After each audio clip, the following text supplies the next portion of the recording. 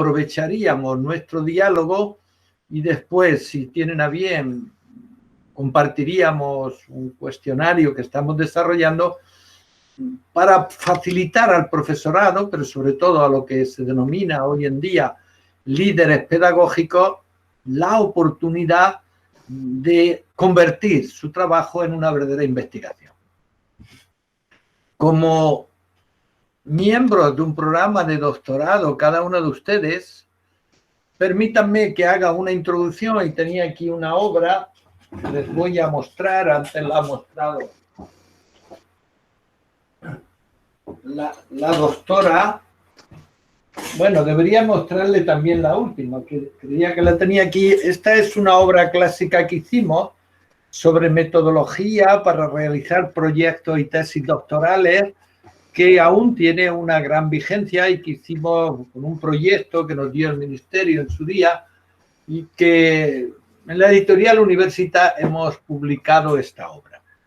Y otra que ha coordinado la doctora Domínguez, que se denomina Metodología de Investigación para la Educación y la Diversidad. Por lo tanto, como miembros de un programa de doctorado y como miembros de un gran grupo de innovación e investigación, querría aprovechar este momento para engrandecernos mutuamente en dos aspectos clave. El primero es el gran reto que en el día de hoy es ser docente ante estas grandes incertidumbres, y por lo tanto cuál es el papel del líder pedagógico que cada uno de nosotros tiene que asumir. Y lo más importante entonces es que me ayuden, si son tan amables, a que cada uno de ustedes presente, desde el momento en que se dio este confinamiento, esta separación de los estudiantes, esta forma diferente de un diálogo distinto, y que a mí me preocupa enormemente porque clásicamente una línea a la que yo he dedicado parte de mi vida es cómo interactúan docentes y estudiantes y cómo tenemos que analizar nuestro discurso en este momento de complejidad. Por eso yo les invito a cada uno de ustedes que como investigador o investigadora se planteen de verdad el reto de qué nos piden los docentes y qué necesitamos nosotros mismos ante esta gran complejidad. Y en segundo lugar, me gustaría que cada uno de ustedes aprovechase esta mañana. ¿Para qué? Para que todo lo que podamos compartir en el día de hoy, sobre todo en el futuro, con nuestras obras y nuestros trabajos y encuentros. Ahora aprovecho y no me resisto, doctora Verónica Nava, por si quiere, yo creo que tendremos en abril, si nos dejan, en la Universidad de Granada, pero en la sede de Melilla, que es en el norte de África, pero es una ciudad española desde hace siglos. Ahí tenemos un gran congreso de investigación cualitativa cuyo línea es la que venimos trabajando, que se llama el encuentro, exactamente el título son Identidades Migrantes y Diálogos Transfronterizos. ¿Por qué? Porque es un escenario muy importante. Y ahora, como entrada, yo les pediría que conecta con cada una de sus preocupaciones investigadoras lo que hemos llamado desafíos del profesorado. ¿Qué quiere decir desafío? Mire, si ustedes buscan en cualquier tesauro, en cualquier fuente de datos, verá que el desafío es como una situación que nos llena y nos interroga tan profundamente que no siempre estamos a la altura suficiente para superar ese desafío. Pero en todo lo que ustedes acaban de decir y en sus respectivas investigaciones, para ustedes ese camino ya es un enorme desafío. Así que vean que cada uno de nosotros saben con quién nos encontramos en primer lugar y que a veces es nuestro principal momento de complejidad. Es el propio desafío que cada uno de ustedes asume como docente y como investigador o investigadora. El ser humano en sí mismo tiene una enorme complejidad. y nos preocupa mucho, y yo creo que es muy necesario, conocer a otros seres humanos. Pero yo les pediría esta tarde o esta mañana que ustedes se desafíen a sí mismos. ¿Realmente se conocen como investigador, como profesional, como ser humano en su complejidad? Mire, los profesores Ruth y Galling han desarrollado todo un principio que ellos llaman el principio dialógico, y uno de los puntos determinantes de su modelo es lo que ellos llaman el diálogo intrapersonal. Y entonces dirían ustedes, oiga, es que nos está mandando que tengamos un diario personal cada uno de ustedes. Bueno, a mí me parece que un e-book o un notebook o cualquier cuaderno clásico, yo sigo utilizando mucho cuadernos clásicos, nos permiten presentarse ante nosotros como elementos fundamentales que nos ayudan a conocernos. De ahí que estos autores digan, bueno, antes de preocuparse de verdad de las relaciones interpersonales, ustedes tienen que preocuparse de sí mismos. ¿En qué medida se conocen? ¿Tienen un diálogo fecundo y fluido con ustedes mismos? Cuando toman decisiones, cuando han tomado la decisión de llevar a cabo esta investigación, realmente, ¿cómo se han vivido? ¿Cómo la están viviendo? ¿Lo viven desde un punto de vista que llamaríamos positivo, superador? ¿O el propio proceso de investigación les está desbordando? Por eso yo les pediría que tomen buena nota acerca del reto que está suponiendo para un profesional de la educación autoconocerse. Fíjense que mis amigas hablaban antes de las emociones, de esa complejidad del ser humano, porque ya no es solo la complejidad y la profundidad del intelecto, sino que cada uno de nosotros en su complejidad tiene grandes dimensiones, y ustedes lo han dicho. Uno de los elementos fundamentales es cómo nos hemos ido formando y nos estamos creando y conociendo profundamente en nuestro sentimiento, en nuestro pensamiento, en nuestra práctica, en nuestro estilo de ser. Esto es fundamental. ¿Por qué? Porque cada vez es más importante que cada uno de ustedes, en ese diálogo fecundo que tienen que tener, se den cuenta de los aspectos fuertes. Y yo les pediría que procuren autoconocerse en sus desafíos, no desde el punto de vista negativo. Y ustedes dirán, entonces ¿la pandemia qué es? El que yo lleve 3 meses que esté trabajando con mis estudiantes solo a distancia y que no haya tenido una oportunidad de un diálogo directo para ver de cerca. Bueno, dense cuenta que hoy tenemos en la distancia una gran cercanía. Entonces hay que adaptar de tal manera los recursos tecnológicos a nuestro estilo de trabajo que eso nos va a dar elementos nuevos. Por lo tanto, el primer gran desafío sería ese autoconocimiento, ese equilibrio emocional, esa autosuperación, esa empatía que tenemos que tener. Pero el gran desafío que ustedes se han referido muy bien es la diversidad de sus estudiantes. Cuando yo quiero, como decía el profesor Mario antes, pues conocer y darme cuenta de cuál es el aprendizaje basado en problemas o en qué consiste un estilo, la competencia matemática en mis estudiantes, o lo que mis colegas, por ejemplo, el profesor Jaime Martínez Montero, él habla del aprendizaje basado en números. Supongo que don Mario conocerá la obra de Kluber de Martínez Montero, por ponerle un ejemplo concreto.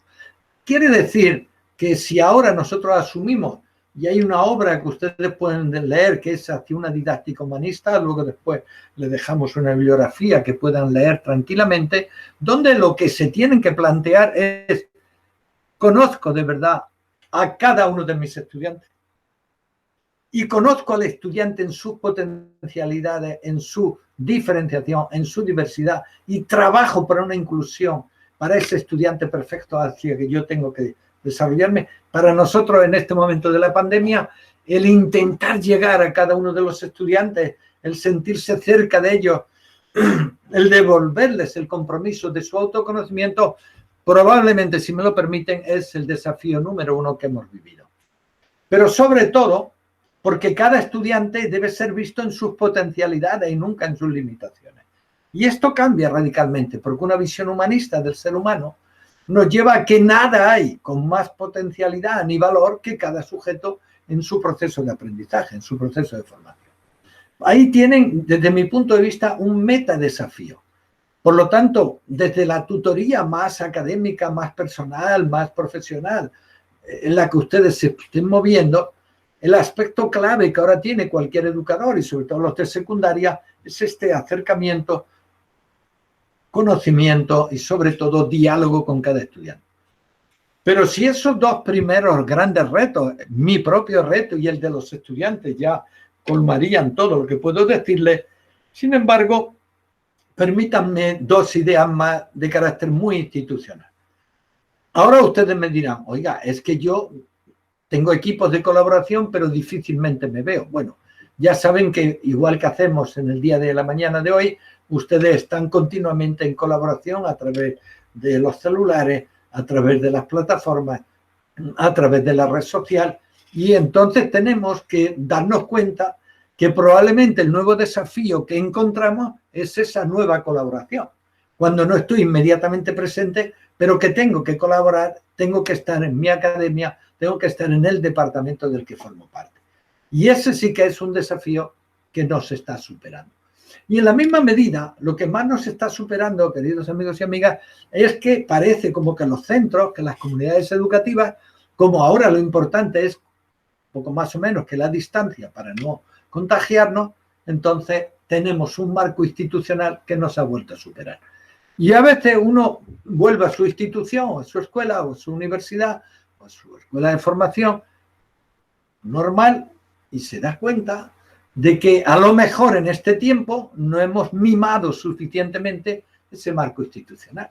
Pues ahí sí que tenemos un gran desafío. ¿Por qué? Porque nosotros formamos parte de la academia y tres de ustedes están trabajando intensamente con la formación inicial o la formación de las personas que se están formando en sus propias organizaciones. Y yo creo que cada día es más importante descubrir la institución como un ecosistema que nos permite en equipo desarrollarnos. Y sobre todo, si me lo permiten, yo les pediría que sean muy críticos con su administración educativa. También, en la medida de lo posible, respetuoso. Pero desde luego porque era una situación nueva y porque no se podía, diríamos, relacionar con otras anteriores, pues hay un desbordamiento real y a veces autoritario de la administración, como sucede ahora en España, y que es imprescindible darnos cuenta de que ese es un gran desafío, cómo nos relacionamos con nuestra administración. Y finalmente, gracias por estar cerca de mí en este momento. Vivimos la globalización, la internacionalización, pues como el estilo que ahora nos caracteriza. Es decir, ustedes están en México, yo estoy en Madrid, en un pueblo al lado de Madrid que se llama Pozuelo, ya cuando vengan, pues ya les mostraré. Uno de los elementos más importantes es sentirnos realmente ciudadanos del mundo. Y ustedes dirán, oiga, pero ya no tengo bastante con mi escuela, con mi aula, con mi institución, que ahora, exacto, ustedes tienen que en sus investigaciones y en su estilo de trabajar referirse a la realidad mundial de la que ustedes en este momento de su historia de vida forman parte. Entonces, como investigadoras ya se darán cuenta de que están en una macrocomunidad y que eso nos da a todos un enorme desafío. Porque resolver el problema concreto de los estudiantes de mi institución en Ciudad de México es importante, pero debo resolverlo en lo que se llama una mentalidad más global, más internacional. Pero esto también hay un término que une lo global y lo local, que es la globalización. Y ahí tenemos que tener un gran compromiso con la Ciudad de México, que ustedes ya tienen, pero también con una forma más universal de resolver los problemas. Estos son al menos los desafíos que nosotros hemos detectado. Sin duda alguna ustedes detectarán algunos más, pues si me los envían yo se lo agradezco y adelante, nuestra amiga. Por lo tanto, vamos a ver si encontramos alguna solución, porque claro, problemas todos tenemos muchos, pero lo importante es que no nos quedemos en el problema. Ahora el desafío debe tener alguna búsqueda de solución. Y ahora resulta que hay pocas soluciones, pero algunas de ellas ya son evidentes. Lo primero que cada uno de nosotros tiene que convertir es su docencia en un proceso de reflexión y de investigación. Si no lo hacemos, ¿qué sucede? Pues sencillamente que repetimos lo que hacemos. Si yo no doy un salto cualitativo de mi práctica, de mi acción directa, a un segundo nivel de teorización, de metarreflexión, de verdadera investigación, entonces de ninguna manera encontraré soluciones. Cuando hay una realidad compleja, cuando hay un gran desafío, yo tengo que encontrar la actividad más adecuada, que es una actividad reflexiva apoyada en la investigación. Sin ese camino, las soluciones no aparecen, no llegan. Así que yo quiero felicitarles a cada uno de ustedes porque como investigadores van a apoyarse en una investigación rigurosa, van a utilizar la mayor profundización teórica, van a buscar el método más pertinente, van a elaborar un instrumento para recoger datos, etc. Pero esto no es suficiente. Tenemos que darnos cuenta de que en nuestras instituciones, hoy mismo y en esta mañana, ustedes tienen o un clima favorable, o un clima de empatía y de colaboración, o un clima distante.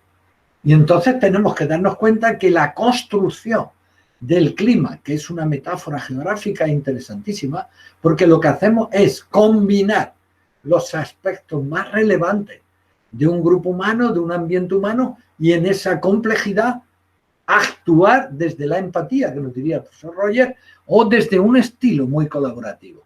Por lo tanto, yo no puedo resolver todo, pero si ustedes 6 se preocupan de verdad de colaborar, si todos ustedes forman ese gran grupo de los 7 magníficos, fíjense, en los que están presididos por la doctora Nava, ustedes pueden desarrollar de verdad un clima en el que se sientan realmente apoyados, en el que se sientan felices, en el que ustedes sientan que su trabajo ya no está el trabajo, es como una satisfacción que les llena, que ustedes avanzan y tienen que darse cuenta de que solo cuando me pongo en su lugar nos enriquecemos. De ahí la importancia de la empatía. Y ahora yo espero y que seamos capaces de terminar un artículo que compartiríamos sobre la práctica de un liderazgo pedagógico. Ustedes dirán, ¿quién es el líder pedagógico? Pues si ustedes se lo proponen, cada uno de ustedes. No hay mejor líder en educación que aquel profesional que investiga, que comparte la investigación, que agrega conocimiento, que transforma la práctica en la investigación. Y entonces el verdadero líder, ¿quién es? El verdadero líder es el que descubre que tiene una misión fundamental. Ustedes son magníficos investigadores y lo tienen que ser cada vez más, y que tienen ahí como un campo fundamental que ahora comparten. Y el verdadero liderazgo es ayudar al conjunto de miembros que forman este grupo, y su propio ejemplo, su propio estilo de trabajo inmediatamente genera unas ganas de superación permanente en sus colegas. A partir de hoy, prométanme que tan importante como su propio trabajo es preocuparse del trabajo de sus colegas. Y ustedes dirán, vamos, que en vez de hacer una tesis tengo que hacer 7. No es exactamente eso, pero sí es crear un clima entre ustedes donde la empatía y la colaboración impregne su estilo de aprendizaje. Entonces, piensen que un programa de formación de doctores y de doctoras es la oportunidad única donde uno aprovecha lo más valioso del estado del saber, se coloca en lo que se llama la frontera del conocimiento. Ojalá puedan leer otro librito, que es un ebook que está a su alcance, que se llama La frontera de la investigación en didáctica. Todo esto lo tiene la doctora Nava, para que puedan ver cómo identifican el problema, trabajan ese proceso, superan los límites y se sienten líderes del saber. Y en este caso, ¿cuál es su saber? Pues es un saber pedagógico, porque todos ustedes están ligados. Ojalá, doña Verónica, se pueda quedar grabado este momento para que ellos en otra ocasión que les interese puedan volver a verlo, puedan analizarlo, puedan ver sus propias intervenciones. Ojalá, si pueden grabarlo, si quieren, y yo se lo hago. Me parece razonable. ¿Por qué? Porque el liderazgo es como una línea de búsqueda compartida donde nos engrandecemos todos. Ese es el líder. El líder tiene 3 grandes elementos. Tiene un carisma que lo vive, que lo siente. Tiene sobre todo esa identidad con la función, en este caso investigadora y formativa, que ustedes han elegido, pero tiene sobre todo un gran impacto. Piensen que lo mejor de su tesis es esa transferencia, decía al principio la doctora Nava, pero sobre todo ese impacto que tiene que tener primero en ustedes, en el grupo que forma, segundo en su institución y tercero en toda la comunidad en la que nos sentimos cerca de investigar. Y por último, ¿qué es lo que debemos hacer siempre? Miren, yo creo que, y les agradezco enormemente que me acompañen en esta mañana, porque todos nosotros necesitamos implicarnos como docentes y como estudiantes. ¿Por qué? Porque el verdadero docente es el estudiante permanente, que busca preguntas, que busca soluciones, que avanza permanentemente. Entonces yo creo que los desafíos anteriores se resolverán cuando ustedes convierten su investigación en una línea imprescindible para resolver el desafío que están teniendo. En segundo lugar, ya no lo hacen aisladamente. Ustedes ahora, las 7 miembros que hoy están participando, 8 con el liderazgo de la doctora Nava, es un momento fundamental para su propia formación. Y así tienen que entenderlo. Es decir, no se trata ya solo que yo soy capaz de resolver mi problema. Eso es necesario e imprescindible, pero no es suficiente. De ahí que lo interesante es convertir todo este proceso en una empatía colaborativa. Intentar convertirse cada uno de ustedes en líder para sí y para sus colegas. Y sobre todo en ser los estudiantes de doctorado más motivados que ahora mismo estén formándose en la Ciudad de México. Yo se lo deseo de todo corazón. Adelante, por favor. Ahora entonces tenemos que pensar algunas propuestas. ¿Cuál es nuestra aula en este momento, queridos amigos y amigas? Bueno, estamos en lo que se llama ciberaula. Y el aula es como un microcosmos que vamos formando el conjunto de personas que hoy participamos en esta conferencia, y que lo realmente interesante es que cuando ustedes vuelvan a sus aulas, esta ciberaula que ya no se perderá. Es decir, yo creo que aunque volvamos luego presencialmente y tengamos un gran impacto directo, va a haber una especie de selección de lo que se llama el ambiente híbrido de aprendizaje.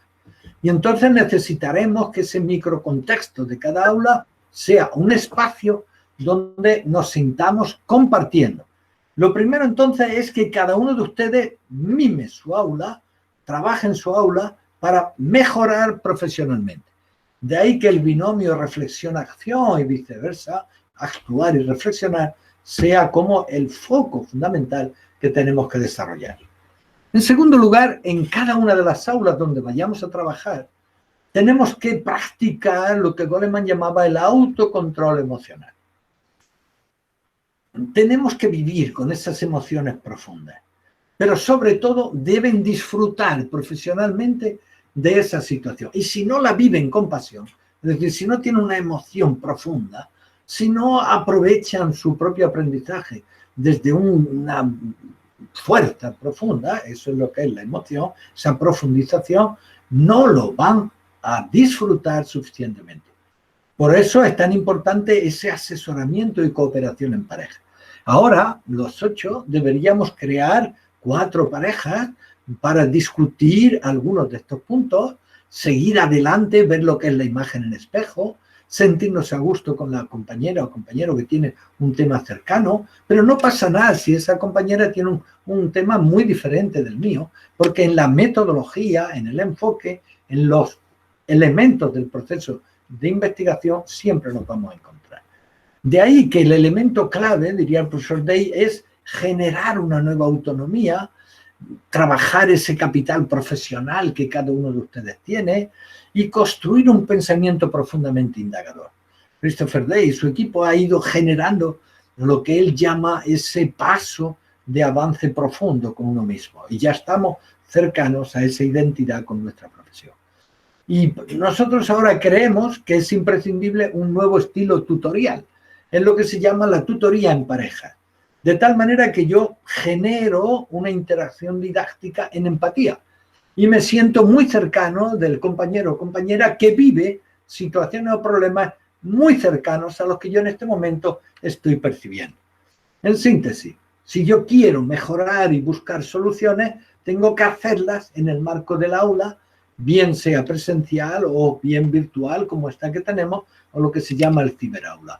¿Por qué? Porque el aula no son los aspectos físicos, siendo muy importantes, sino que lo que genera el aula es lo que nosotros hemos llamado ese discurso de empatía interactiva que nos permite relacionarnos con nuestros colegas y construir con ellos un clima emergente que nos ayuda a todos, que nos da una enorme sintonía. Y en esa sintonía tenemos que desarrollar una nueva interacción didáctica. Por eso el aula se convierte en un ecosistema, en un ambiente compartido, donde docentes y discentes somos imprescindibles en ese proceso de coaprendizaje compartido. Adelante. Y creo que sería interesante, sigamos algunas propuestas, pero ahora en el entorno de un contexto amplio. Puede ser nuestro centro, puede ser nuestra comunidad educativa. Y yo les pido, vean ahí la magnífica aportación de la doctora Navas, cuando ella se ha referido siempre a atender las necesidades y las demandas del centro educativo. Ustedes ven que su grupo de investigación le ha interesado mucho la gestión, la institución. Yo creo que, de nuevo, hay que colocar en el lugar adecuado la institución, la escuela normal, el instituto, diríamos, la organización educativa en la que nosotros nos desempeñamos. Pero, amigos míos, ahora es imprescindible que cada uno de ustedes se implique en el proyecto educativo de esa institución. Y esto es muy importante, porque fíjense que en las escuelas de secundaria, de primaria, sobre todo en preescolar o en infantil, el proyecto educativo es como la síntesis de las principales formas de entender la educación, que sería como la complementariedad entre teoría, entre práctica, entre procesos, entre finalidades que le dan una identidad al centro educativo. Este proyecto educativo tiene, y este diseño curricular de la institución debería estar presente desde la educación infantil hasta la educación de adultos, pasando por todos los niveles del sistema educativo, infantil, primaria, secundaria, universidad, etc. De ahí que vuelvo a insistir que ahora necesitamos trabajar el clima del centro. Hace años construimos, y están accesibles en el repositorio de la UNED, 2 mini vídeos sobre el clima social de aula, el clima social de centro, donde habíamos descubierto que es la propia institución la que genera, como resultante del tipo de interacciones, del discurso, de los gestos y códigos que manejamos, una manera diversa y diferente de sentirnos a gusto en nuestra institución.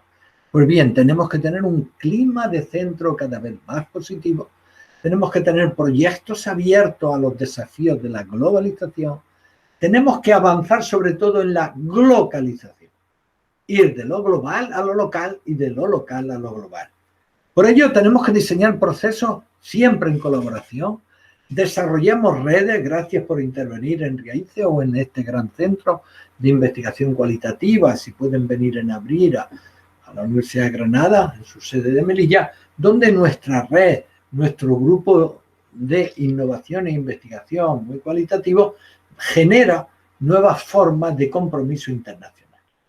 De alguna manera, podemos ir resolviendo esos desafíos cuando nuestras propias prácticas en el aula, en el centro, en la comunidad, en pluralidad de entornos, en ambientes híbridos de aprendizaje, nosotros convertimos nuestro trabajo en esos contextos en un proceso de aprendizaje compartido, de búsqueda y de solución que nos ayude a superar esos desafíos, a encontrar que somos capaces de superar, de resolver tales retos. Adelante, por favor. Si se dan cuenta, todo lo que hemos querido decirles se sintetiza en este gran reto que ahora tenemos. Fíjense que nosotros tenemos que desarrollar nuevos enfoques. Su tesis es un conjunto de preguntas, de objetivos, de problemas, de métodos que deben de seleccionar, organizar y buscar una enorme coherencia. De ahí que no puedan olvidar lo que son los problemas que están viviendo ahora ustedes mismos y sus colegas. ¿Por qué? Porque investigar los grandes retos que nos sobrevienen en momentos de pandemia es un gran desafío en sí mismo. De ahí que tengamos sobre todo que ampliar y utilizar sabia y prudentemente las TIC. ¿Qué les quiero decir? Hay como un dilema, una contradicción. No sé si ustedes han tenido tiempo de pensarlo, pero si no, piénsenlo. Por una parte, se nos dice que los hogares, las familias, etcétera, en este momento de distancia de los estudiantes de los centros, no tenían la suficiente dotación tecnológica para seguir. Y paradójicamente se dice que ¿por qué solo la dotación tecnológica y no hemos procurado, la mayoría de los estudiantes tienen sus celulares, ¿por qué no hemos realizado algún otro tipo de guías didácticas, algún otro tipo de tareas, algún otro tipo de utilización inteligente de la tecnología, para no estar todo el día conectado, instalado y determinado? De ahí la importancia de que nosotros trabajemos sabia y prudentemente el uso de la tecnología. De ahí que tengamos que plantearnos nuestra competencia digital, que no es el manejo de la tecnología o de las plataformas, es algo mucho más. Es el manejo ordenado de la información para darle una nueva estructura que permita a los estudiantes entenderlo, entender los mensajes, sentirse a gusto con nosotros. Pero hemos caído, y que probablemente yo el primero tuve mes de marzo, abril y mayo, donde algunas letras de mi ordenador que era nuevo desaparecieron. Es decir, teníamos tal intensidad y tal agobio de responder a los estudiantes continuamente que no tuvimos la suficiente profundidad en la reflexión, en la prudencia y en el uso adecuado de la tecnología. En segundo lugar, estamos viviendo un distanciamiento, una distancia social que se nos ha impuesto. Nosotros no lo hemos elegido. Y eso, claro, nos crea a muchos de nosotros pues una doble insatisfacción. Ustedes dirán, usted va a su universidad. Hasta esta segunda ola, durante el mes de junio, sobre todo julio, también septiembre, pues asistimos de nuevo a nuestras obligaciones y en general la mayoría de los colegas, con lo cual esa distancia impuesta fue disminuyendo enormemente. Pero hace un mes ha vuelto una situación de complejidad, que es lo que se llama la segunda ola. Está muriendo el mismo número, en ocasiones más, de personas de las que ya fallecieron anteriormente, y hay un momento de complejidad de nuevo. Pero lo que yo creo es que tenemos que emerger nuevos sentimientos de uso racional y prudente de la tecnología. Y sobre todo, superar, porque en algunos casos se ha dado, que algunos colegas no han tenido la plataforma, el recurso pertinente para conectar con cada uno de los estudiantes. Pues bien, ante este gran reto que nos ha planteado la pandemia, ¿qué respuestas estamos dando? ¿Qué nos está preocupando? Adelante, por favor. Yo creo que hemos llegado a la necesidad de ese punto cuarto que tenemos que trabajar juntos. Y piénsenlo muy sinceramente. Miren, necesitamos un marco de competencia. El profesor Medina les va a mostrar pero yo les pido a cada uno de ustedes que pasadas las Navidades podamos compartir, si la doctora Nava está de acuerdo, lo que sería su mapa de competencia, el suyo. El que cada uno de ustedes, la institución de la que forman parte, etcétera, le parece que ese es un mapa imprescindible. Bien, hemos intentado colocar como la finalidad más importante que ahora nos preocupa a todos ustedes, es el gran reto que ahora tenemos, la sociedad en la que vivimos, es la sociedad del conocimiento, es la sociedad de la información. Por lo tanto, el eje fundamental al que hemos de atender es el aprendizaje a lo largo de nuestra vida, lo que es el long life learning. Bueno, ¿por qué este reto de aprender a aprender? ¿Por qué este reto de convertir nuestra línea en una superación permanente? Porque solo en la medida, y ustedes lo demuestran con su investigación, que están dispuestos a aprender a lo largo de su vida, entonces podemos buscar cuáles son las competencias más pertinentes para que esto se pueda producir. En primer lugar, y como ustedes se refirieron muy bien, yo creo que vamos a trabajar hoy esta identidad profesional. El profesor Day, probablemente nosotros mismos hemos dedicado mucho tiempo a poder conceptualizar de verdad qué es para cada uno de nosotros esta competencia. Hay autores que hablan de metacompetencia, de que es difícil la identidad profesional reducirla a una competencia porque tiene tal potencialidad, tiene tales aristas, tales complejidades, que es difícil que solamente la pensemos como una competencia. Sin embargo, después vamos a volver sobre ella porque de alguna manera está condicionando el resto y las posibilidades de las demás. Evidentemente, las dos competencias que ustedes pueden ver, es decir, la competencia de innovación y de investigación, evidentemente es lo que ustedes hacen, porque en su tesis doctoral están investigando y desde luego convierten esa tesis en una innovación. Si ustedes no van a aportar algo realmente valioso, algo que resuelva los problemas del sistema educativo, sería importante. Evidentemente, de cada una de estas competencias hay detrás una amplia literatura que yo les invitaría a que consulten, a que vean tranquilamente, a que lean y se sientan a gusto. Pero como contrapunto de la innovación y de la investigación, necesitamos ser grandes expertos en comunicación. Cualquier profesional de la educación, si no se comunica poética, sentida, profunda y empáticamente, no hay comunicación.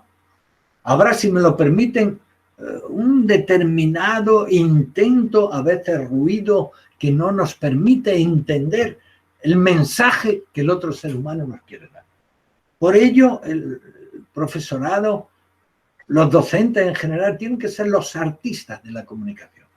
Pero hay una diferencia fundamental entre el artista que le dan una obra y tiene que seguirla literalmente, al docente que es el artista que genera su propio guión, su propio discurso, su propio esquema. Y yo creo que tenemos que manejar muy bien el código verbal, el código no verbal, el código paraverbal, toda la iconografía.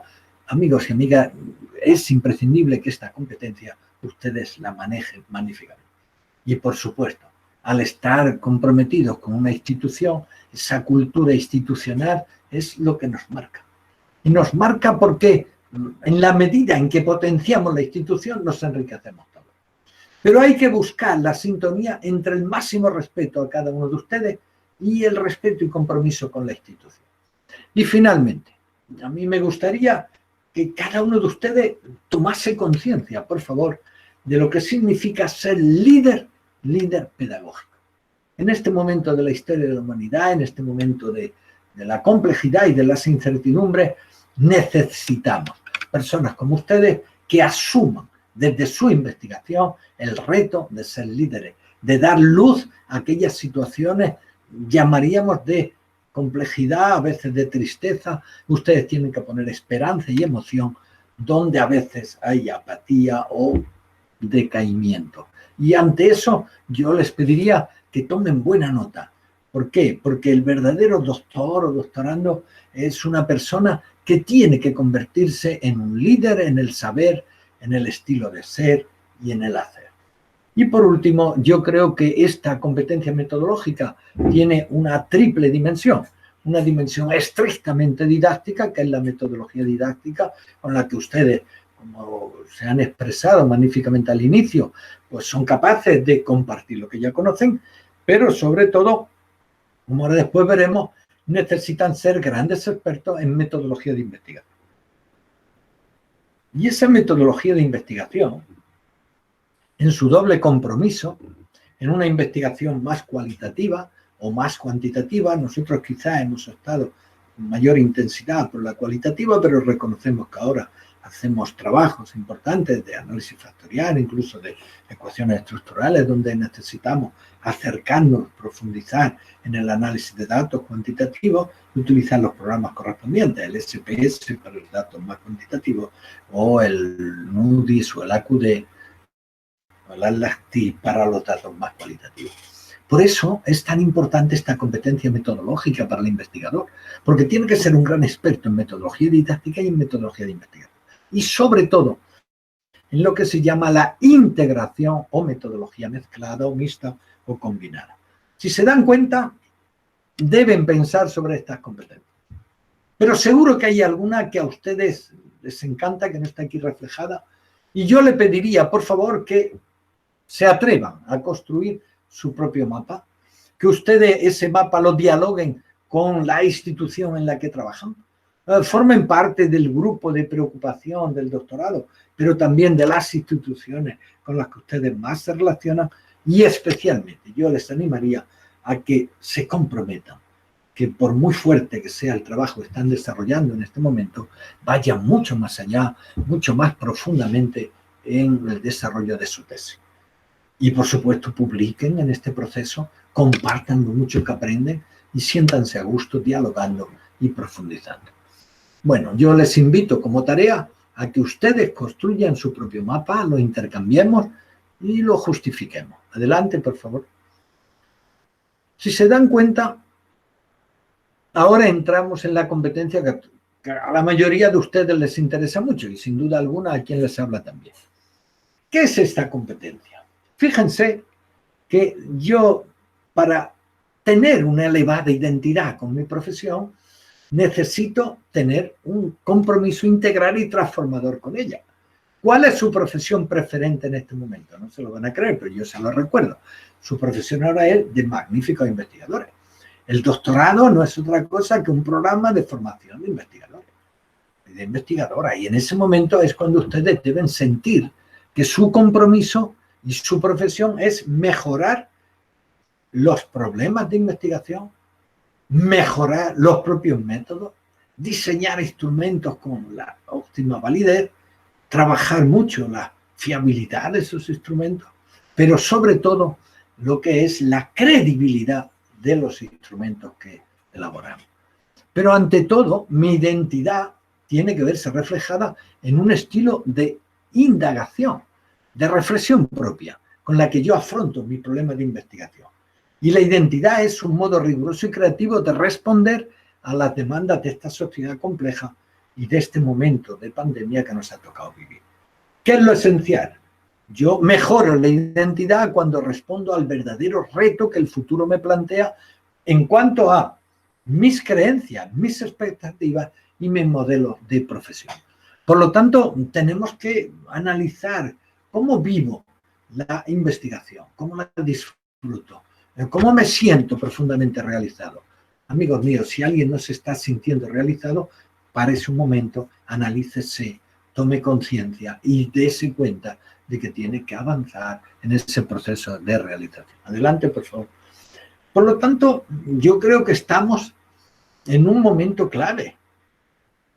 ¿Y por qué? ¿Y para qué debemos formarnos en esta competencia? Fíjense, porque tenemos que descubrir aquellos desafíos a los que nos hemos referido que tenemos nosotros, pero que tienen las personas y la sociedad cambiante donde nos sentimos.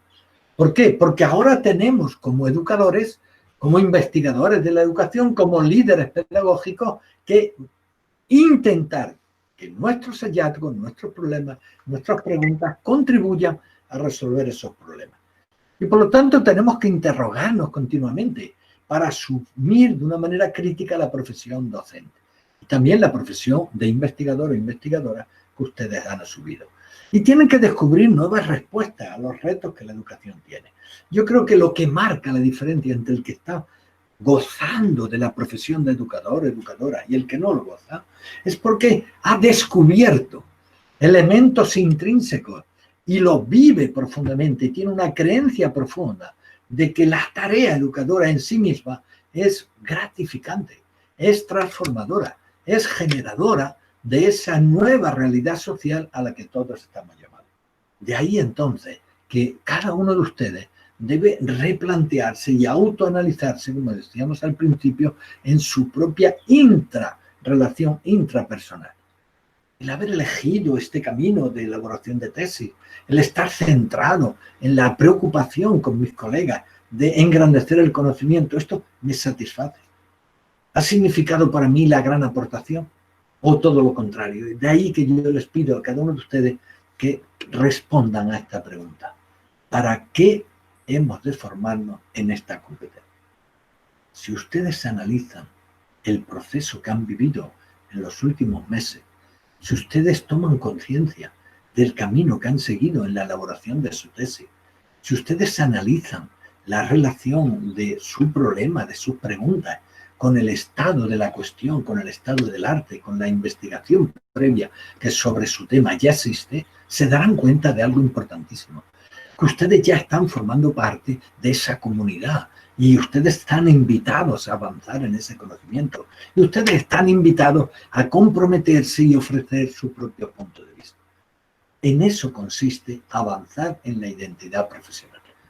Consiste en que yo descubro que hay un camino que a mí me realiza y al realizarme lo comparto con mis colegas.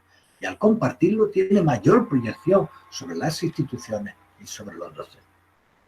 Adelante. Yo creo que cuanto les he dicho sobre la identidad profesional, quizás ahora les pida algo nuevo. Y es que tienen que prometerme que desde el día hoy, recuerden que estamos a 11 de diciembre, hasta el 11 de enero, en otro momento que podamos coincidir, y ojalá hayan podido analizar ese cuestionario. Uno de los aspectos más importantes es cómo avanzan en esta profesión, docente e investigador. Necesitan tener una línea propia de reflexión. Y usted dirá, ¿y eso qué significa?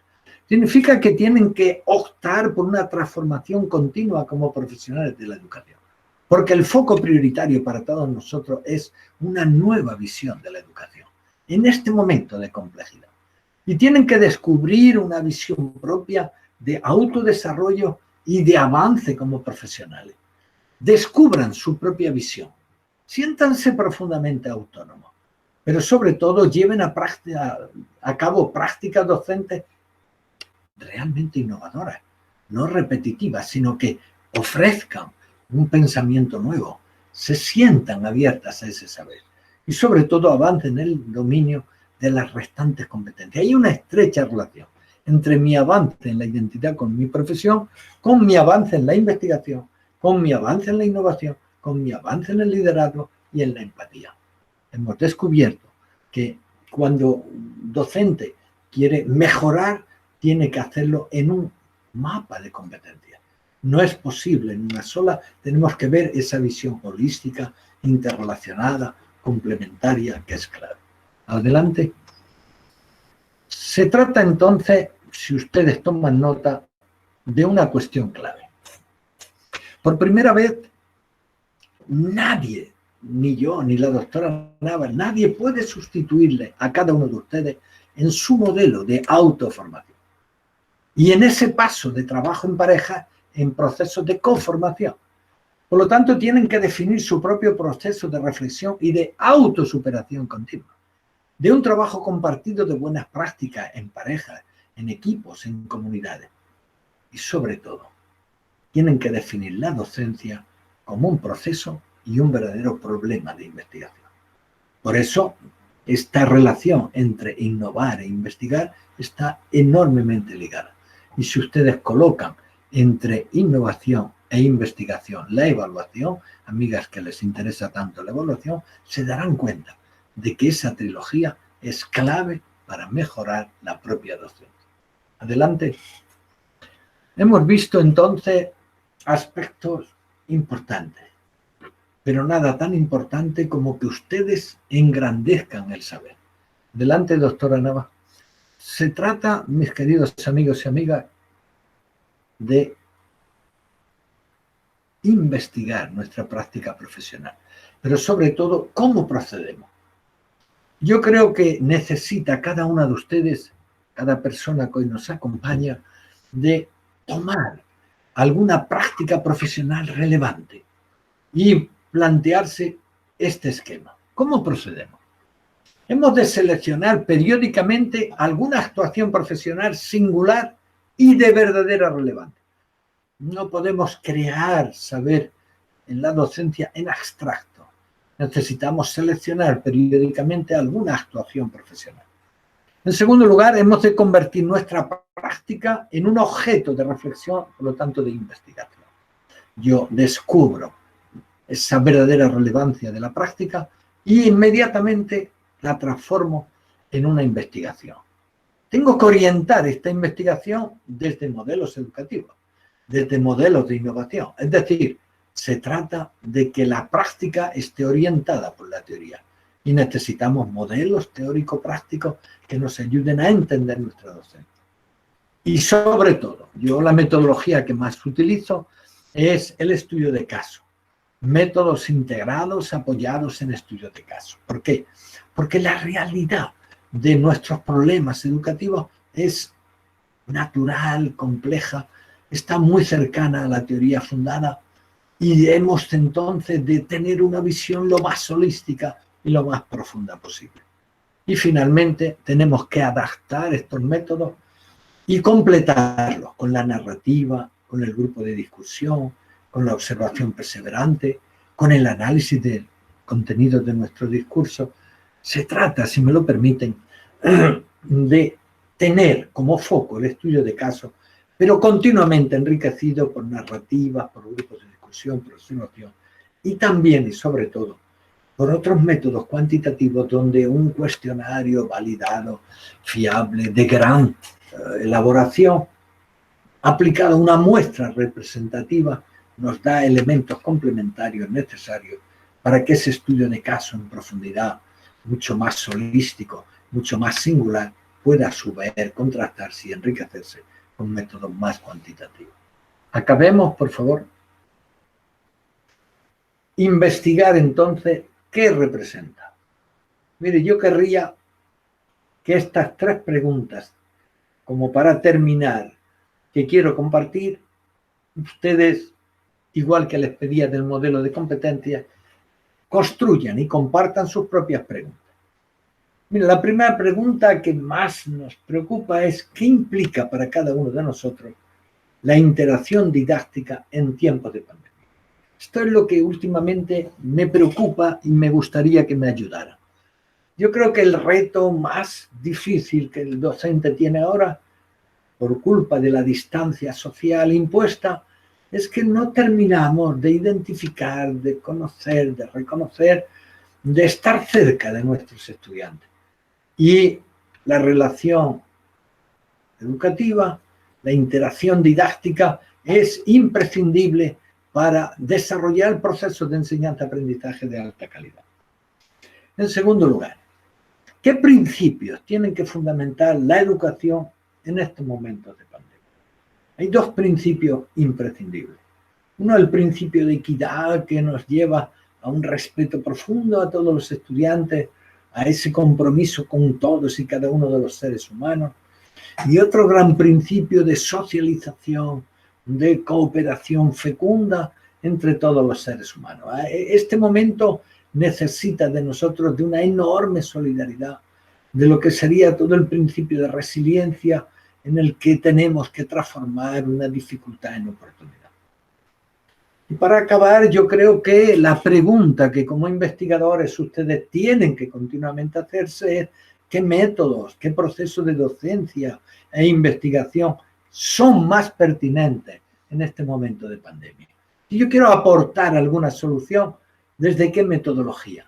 ¿Desde qué proceso de investigación? ¿Desde qué clave? Por lo tanto, yo creo que la actividad final sería, a ver si a Nava le podemos enviar este enlace, lo compartimos con nuestros amigos y amigas y ojalá ellos no vean que responden a un cuestionario, sino que aprovechen las 9 dimensiones fundamentales.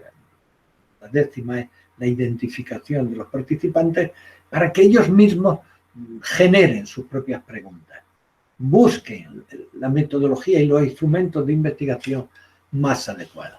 Y yo creo que terminamos con algunas conclusiones, si me lo permiten, que yo creo que nos llevarían a lo que hemos llamado investigar la práctica profesional. Es como una hoja de ruta, no sería tanto, pero para que ustedes pongan el punto décimo. Está en 9 para que cada uno de ustedes coloque el décimo. Para investigar esta práctica profesional, lo primero que yo les invito es que definan y justifiquen su proceso investigador. Investigar por investigar no tiene sentido, amigos y amigas. Tenemos que justificar, de verdad, este proceso de investigación en el que ustedes se encuentran. En segundo lugar, tenemos que identificar objetivos en el contexto de la pandemia que nos ha tocado vivir y darles ese realismo que nuestros colegas están viviendo. Tenemos entonces que analizar y que tomar decisiones. Hay multitud de cuestiones que yo puedo hacer, pero tengo que tomar decisiones y esto es muy importante en el desarrollo de una tesis para acotar, para dar prioridad a aquellos elementos más importantes. Tengo que elegir informantes clave. Esto para nosotros es fundamental. ¿Por qué? Porque si yo quiero aplicar un cuestionario es fundamental o esencial que los informantes conozcan, hayan vivido, hayan participado del problema del que queremos invitarles a pensar. En quinto lugar, yo creo que hay que aplicar métodos complementarios cuantitativos, tanto los cualitativos del estudio de caso al que me he referido, como más cuantitativos, como cuestionarios, como escalas de observación, como análisis de escenarios cuantitativos y experimentos. El método experimental en este momento también puede ser muy compensatorio de lo que estamos viendo. En el sexto apartado tenemos que analizar e interpretar. Yo tengo una enorme cantidad de datos, pero si yo no los analizo, no los interpreto, de ahí, queridos amigos y amigas, cuando ustedes tengan una base de datos, disfruten analizando los datos, siéntanse realmente a gusto. Esto nuestro amigo Mario lo entenderá muy bien. Todos los matemáticos disfrutan mucho los datos y yo creo que cualquier investigadora tiene que volver a discutir con el dato. Por eso es analizar, pero desde el punto de vista cualitativo tenemos que dar un salto cualitativo en la interpretación, en la hermenéutica de los datos. En séptimo lugar, tenemos que discutir y proyectar todo lo que aprendemos, todo lo que hacemos en nuestro desarrollo profesional. Es un poco, yo les diría, aprovechen lo que ustedes hacen para enriquecerse. Sean un poco autocomplacientes. Esto va a mejorar su identidad con la investigación que hagan. Y por supuesto, amigos y amigos, no se guarden lo que descubran, compártalo con colegas, generen esta comunidad que la doctora Nava nos permite. Siéntanse realmente generadores de esos hallazgos. Búsquenlo. Y sobre todo, desarrollen o colaboren en la creación de climas personales, de climas institucionales.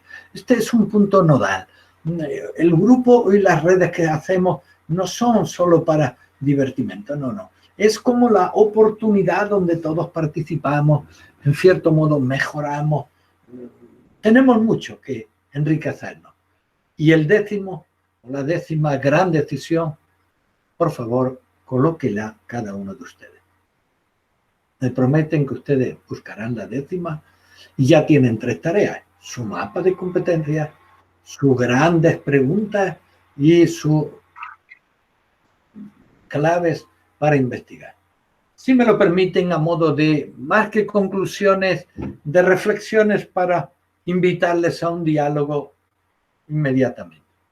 Yo creo que de todo lo que hemos podido decirles, lo más importante es potenciar la responsabilidad de cada uno de ustedes. ¿Para qué? Para que se promueva una mejora continua, personal, comunitaria, cultural, construyendo climas de empatía y de compromiso. La finalidad y el entorno donde todos nos desarrollamos es cuando nuestra institución, nuestra aula, nuestra escuela, nuestro grupo de aprendices de doctorado comparten ese compromiso, lo viven compartidamente. Necesitamos entonces generar esta línea de aprendizaje profesional permanente. Lo más valioso es la satisfacción que cada uno de ustedes tiene que encontrar en el descubrimiento paulatino que le va a permitir los distintos momentos del desarrollo de su tesis doctoral. De ahí la necesidad de que avancen en las competencias y generen como un estilo propio de pensar, de mejorar su acción educativa. Porque la diferencia entre la investigación educativa y otra que no la es, como es una magnífica investigación, muy especulativa, los educadores tenemos que ofrecer, proyectar nuestras investigaciones en la mejora, en último lugar, de la educación integral de los estudiantes, del desarrollo profesional de los docentes, de la transformación de nuestras escuelas. Adelante. quiero decir, para acabar, que las prácticas educativas tienen que transformarse mediante procesos de investigación e innovación. No encontramos otro camino. De ahí que al investigar sentamos las bases de la innovación y si yo quiero innovar, debo investigar. Y eso va a permitir que cuanto mayor sea mi nivel de investigación, podré innovar más y podré enriquecerme como docente. Por eso, queridos amigos y amigas, investigar para crear conocimiento profesional y mejorar la práctica con una nueva reflexión. ¿Qué es lo que he pretendido en este momento compartir con ustedes? Miren, yo diría que una idea fundamental. La idea clave es que desde hace unos meses, en España al menos, desde el mes de febrero, este año ha sido para nosotros como una llamada de atención fundamental a cómo es posible que la educación como actividad de creación, de saber, de desarrollo humano integral, debería aprovechar la situación de pandemia para, desde esa limitación, transformarla en una oportunidad y en una verdadera posibilidad. Y a ello hemos dedicado con bastante empeño muchas de nuestras fuerzas. Yo quisiera que cada uno de ustedes aproveche esa experiencia vivida, esta situación de incertidumbre y que desde sus tesis, desde sus preocupaciones, desde sus reflexiones, ofrezcan algunas soluciones que todos necesitamos. Ahora, si les parece bien, queridos amigos y amigas, hablamos del turno, ustedes dialoguemos, planteemos y analicemos en qué consiste estas preocupaciones, de cómo podemos aprovechar sus tesis para generar un espacio de diálogo profundo, de discusión auténtica. Enhorabuena por estar en este programa, enhorabuena, doctora Grava, por esta invitación y aprovechemos para que a partir de ahora ustedes den un salto cualitativo, ofrezcan a sus colegas, ofrezcanse a sí mismos un estilo y una reflexión que mejore su pensamiento y convierta su acción en una liberación. Y esa liberación les va a mejorar su identidad con la profesión, les va a dar un nuevo estatus, pero sobre todo les va a convertir en ese líder pedagógico que ustedes necesitan y que todo y a todos nos enriquece. Muchas gracias.